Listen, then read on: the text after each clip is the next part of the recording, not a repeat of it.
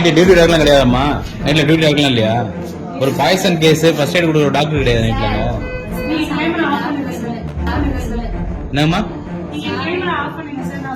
சொல்லுங்க சொல்லுங்க.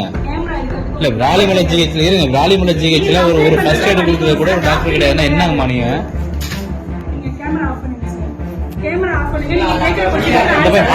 பாய்சன் கிடையாது ஏங்க. ஒரு ஆம்புலன்ஸ் மேல ஏங்க ஒண்ணு திருச்சிக்கு மணப்பாறைக்கு ஷிஃப்ட் பண்ணுங்க.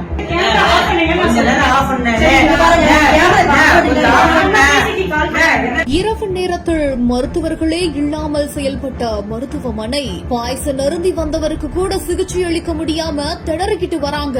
என்ன நடக்குது அப்படின்னு சொல்லிட்டு புதுக்கோட்டை மாவட்டம் விராலிமலையில அரசு மருத்துவமனையில இரவு நேரத்துல சிகிச்சைக்காக வர நோயாளிகள் மருத்துவர்கள் இல்லாததுனால அவதிப்பட்டு வருவதா அந்த ஊர் மக்கள் ரொம்ப மனவேதனையோடையும் ஆத்திரத்தோடையும் புகார தெரிவிச்சிருக்காங்க.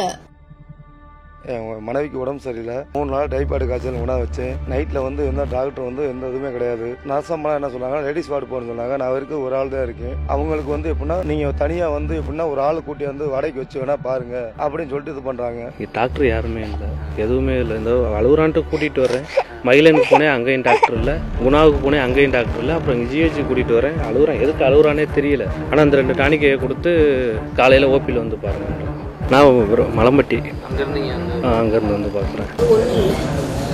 டாக்டர் நைட்டு முடிச்சுட்டு டாக்டர் இல்லாமல் நாங்கள் ஒரு மாத்திரை மருந்து கூட கொடுக்குறதுக்கு ஆலையில் சாமி எங்களுக்கு நைட்டு முடிச்சுட்டு விடிய வந்துருக்கா. நர்சமாக கேட்டால் நீ அங்கே வர வேண்டியதான் நான் சொல்லியிருப்பேன், மாத்திரை கொடுத்துருப்பில்ல அப்படின்னாங்க.